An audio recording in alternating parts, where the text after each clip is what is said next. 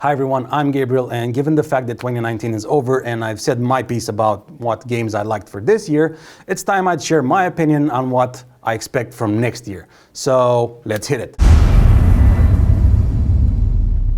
At number 5 is Dying Light 2. Now, the first game developed by Techland was a commercial and critical success all around, there's no doubt about it. Take the basic concepts from Dead Island, mixed in with some parkour elements from Mirror's Edge, and voila! You have the formula for how to sell 17 million copies of a video game. Now, don't get me wrong, that's not all they did, because the entire game design and internal structure is very well made. I'm not trying to take anything away from their hard work. So the reason I'm expecting this game a lot is not just because I like the first one. I want to see what the hugely talented team from Techland can do with a bigger budget than they had on the first one, combined with 5 years worth of time. If the first one was that good, imagine what this one can do for its genre. Let's do this. My number 4 is Cyberpunk 2077. Now, y'all might be wondering how come it's not my number 1. The answer is pretty simple. Although CD Projekt Red has proven everything with the Witcher series, in particular the third iteration of the game, that they can stand tall next to heavy hitters like Rockstar or Blizzard, the game hasn't come out yet. Yes, they do have an impeccable pedigree. Yes, it will probably come out as Game of the Year. But there are some elements that you can't really bet on, like the day one version.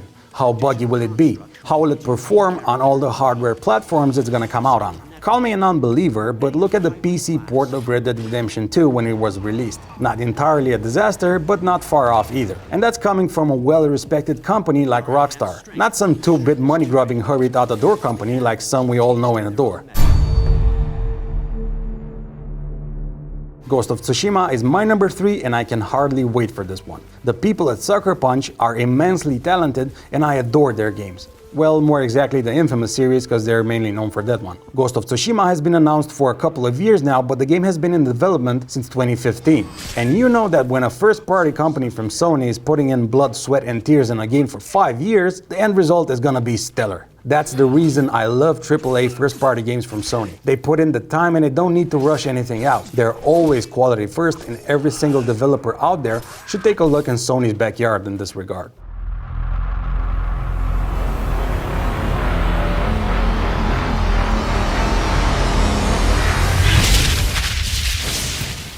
Doom Eternal is my second runner for one reason and one reason only: fun. When it comes to pure gameplay and no fucks given, nothing comes close to Doom 16. Well, maybe Wolfenstein, but they're mainly from the same family, so yeah.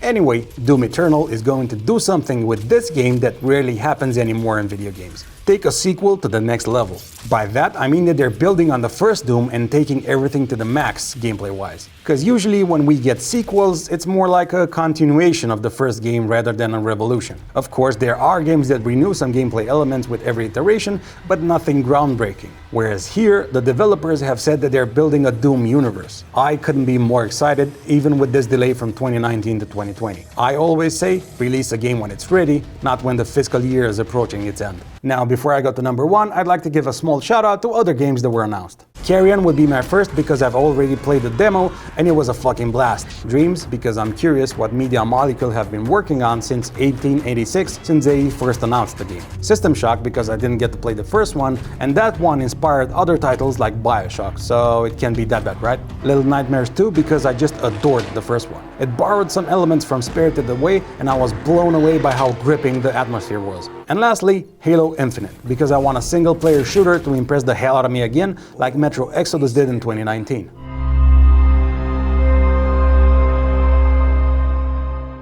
The obvious number 1 for me is, of course, The Last of Us Part 2. Like many others, the first part had a huge impact on me. I don't think I've ever experienced storytelling in such a manner beforehand. The narrative thread is superbly written, the acting performances of Troy Baker and Ashley Johnson are out of this world, and not just theirs. Nolan North was also in the game, and he did such an amazing job, I didn't even recognize it was him until I read about it after I finished the game. Hands down, Neil Druckmann is my favorite video game director of all time, and if The Last of Us 1 was his first crack at something on his own, I can't even begin to imagine what his genius mind managed to pull off with the past 4 or 5 years on his hands. I just want to see Joel again, alright? I can pretty much die happy afterwards. This is it. Thanks for watching. I've been Gabriel. See you in the next time. But in the meantime, don't forget to leave a comment about what game you expect the most in 2020. See ya. Bye.